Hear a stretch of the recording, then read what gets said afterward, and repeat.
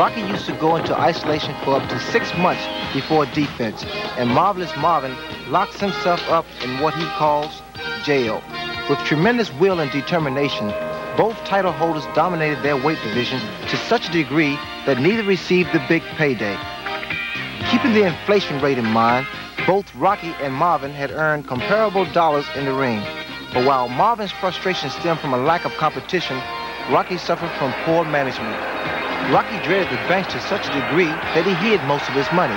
And after 2 years, he calls it quits as undefeated champion. I would like to announce my retirement from boxing at this time. Rocky, my brother Goody and I,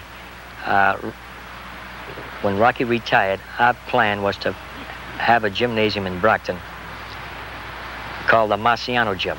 But of course, he had the unfortunate accident. And when that happened, my brother and I decided, let's go it alone. You know, we would have been a great team, the Marcianos and the Petronellis, you know. Marvin Haglar's career serves as testimony to the Petronelli's success. On June 13th of '81, there was the revenge of Vito and Infermo. He charged me, you know what I mean, hit me with the head, and they tried to blame it on me.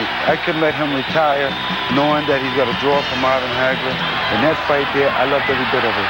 I was going to put this man's lights out. That was my way I felt. Vito could not answer the bell for the 5th round. The long wait was over. Look at me. If you want me to stop, I'm going to stop. You want me to stop it? Well, then goddamn it, go away if you must. But it was Marvin who gave Mustafa Hamsel 55 stitches in 11 rounds. This guy had a big mouth.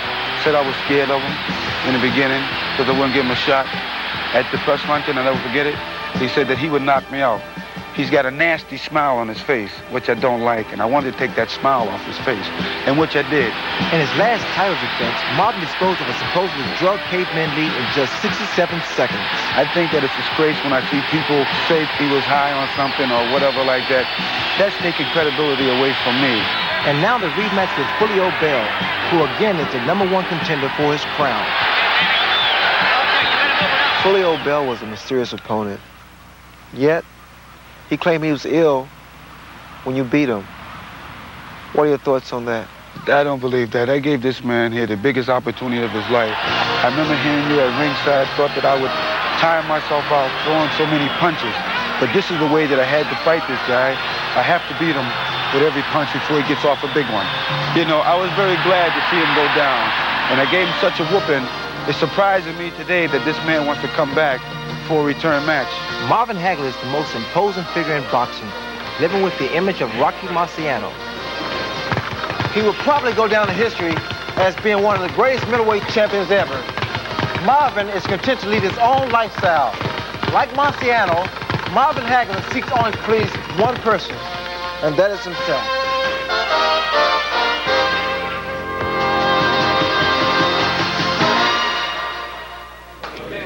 Coming at you.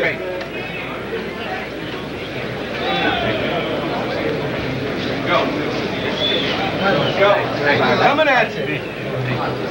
Coming at you. So Marvin Haglar now makes his way out of the locker room, and there he is coming in toward the ring. Fulgencio is already in the ring. Marvin Haglar, Ray, really exudes just a picture of confidence at all times.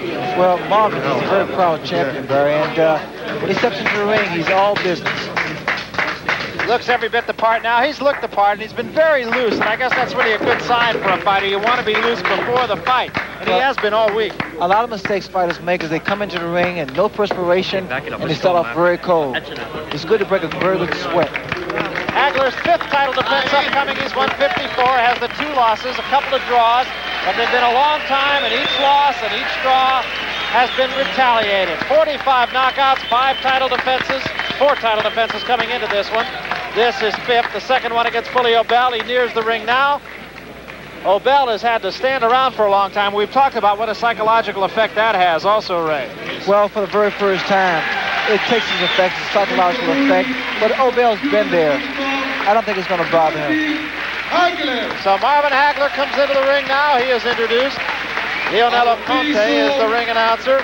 We have several flags in the ring right now and a whole bunch of people. Let's take a look at the tail of the tape now. The ages are really comparable. Marvin Haglar, a year the senior of Fulgencio, and Haglar, of course, giving away 3.5 inches in height, and that could be the biggest factor. 6'1" for Obel. Somebody said he was built like a light heavyweight. Obel also 3/4 of a pound heavier than Marvin Haglar. Obel coming in at 159 1/4 to Haglar's 158 1/2.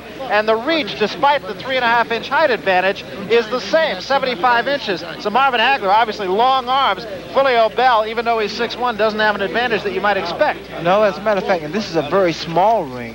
In fact, it can be no larger than 17 by 17.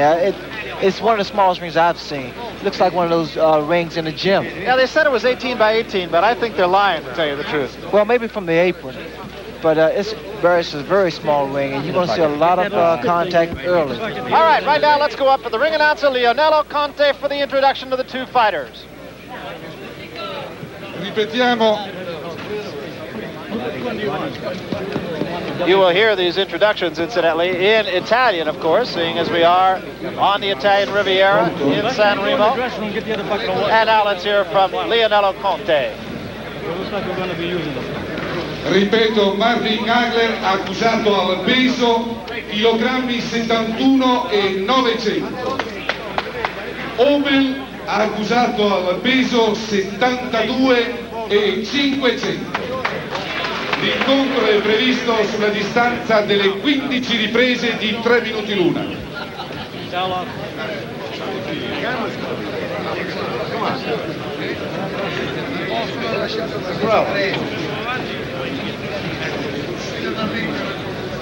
Eccoci pronti.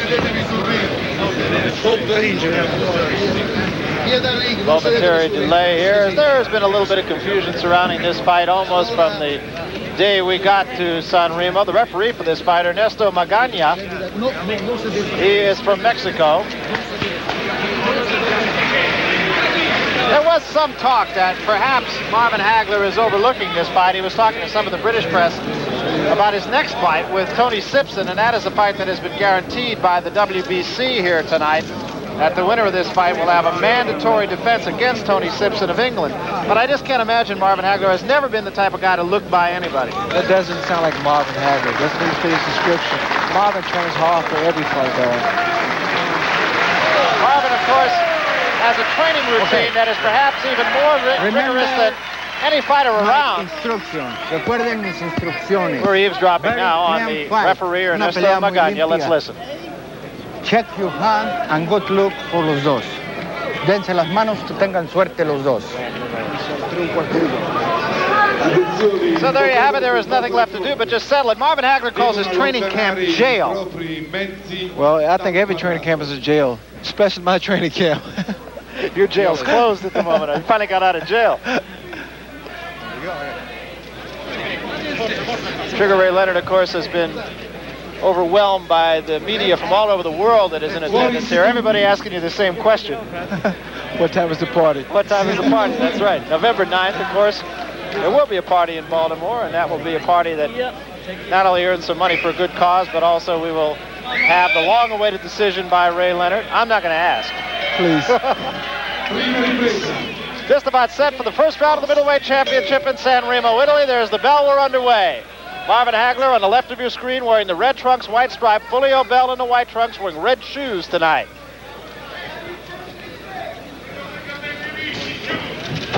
The thing to expect in the first round is a lot of action, a lot of punches being thrown. Again, very small ring, and Obel, he's a tall opponent, and Marvin knows fully well that he has to get in close to be effective. Well, Obel, as we mentioned, has been a straight-ahead kind of fighter, straight up and down and straight ahead.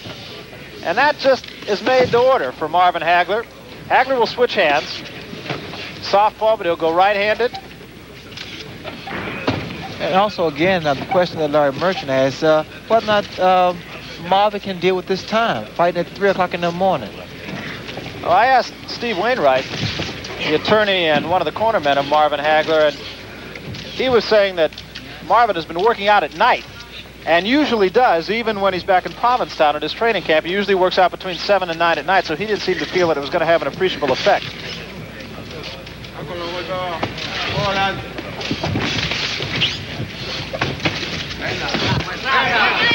Either one of those punches doing a lot of damage. The crowd comes alive here, though. Fully Obel very popular here, but so too is Marvin Haglar. Haglar actually burst into prominence here in San Remo on the undercard of another contest between Vito Antuofermo and Hugo Coro. I'm looking forward to a replay of the first fight. Marvin goes to the body, he wears down Fulio Bell, goes to the head, and the rest is history. That is exactly what happened. Haglar, you saw slip a little bit. A couple of the fights earlier, we saw some fighters slip in that ring, although it does not appear to be damp.